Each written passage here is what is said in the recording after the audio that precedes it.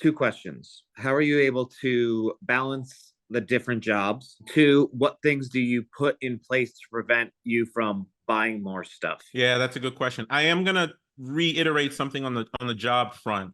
How are you able to balance the two different jobs? Because when I was within Accenture, I found the right boss. I found the boss who was willing to understand that I needed her to let me focus on outcomes versus hours. She would just tell me the outcome she needed, and I would go get it done how I needed to get it done. I also took roles that were virtual at the detriment of getting promoted. I wasn't worried about getting promoted. I was worried about getting them two checks. But everybody's worried about getting a role. So people will take roles and then go to the happy hours and commit another 3 hours to kissing butt and stuff. I didn't do any of that. I took roles that were consistent with my perfect day that allowed me to have flexibility to go do things like being a police officer.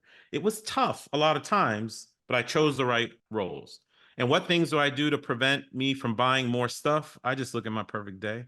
I still drive my 2005 Infinity, although she's starting to tear apart a little bit. I was just never interested in stuff because stuff would take away from my ability to have storage. Storage buys me real estate. Real estate gets me cash flow. Cash flow gets me freedom. Why would I buy stuff when I want freedom? I deferred it all these years. Don't get me wrong, I lived. I just don't buy a lot of commercial junk. If you tie emotion, feeling, love to the things that you truly want, then you won't buy the things that you truly don't need. As a continuation of the question about working three jobs at one time, how Mhm. much sleep do you need? I need a lot of sleep. When I was doing all that, the police officer stuff and everything, my energy level was insane. But that was because I had purpose beyond myself. I liked being a part of my community. I liked being in that uniform. I also liked the fact that people could count on me and I had this really cool authority to affect change in my own neighborhood.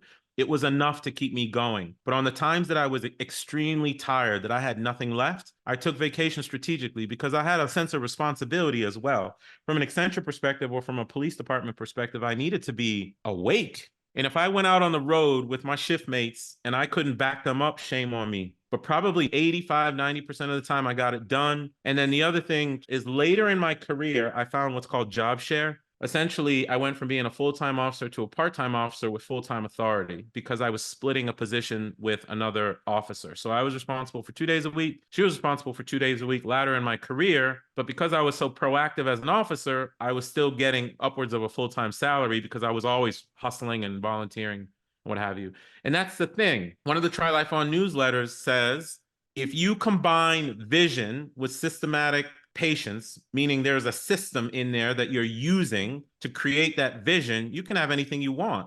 It's called manifesting. People can believe in it or not, but you can have anything you want. And from the police department perspective, the system that I used was job share. From a military perspective, the system that I used was a small known program called Individual Mobilization Augmentee that allowed me to be a full-time federal agent. I happened to be on a plane with a fugitive from Istanbul, Turkey to New York City. The FBI found out through my agency that I was on the plane and I locked that guy up on my way to New York on their behalf. I used that program. So you got to find systems that allow you to do things. You got to ask better questions of your employers. And the real key is if you want to arrange your life such that you can go do things around the world or be home with your wife or spend more time with your kids, don't go to your employer and be like, I want to work virtually. How can you help me? What you do is you create a solution for them to support. You don't give them a problem to solve.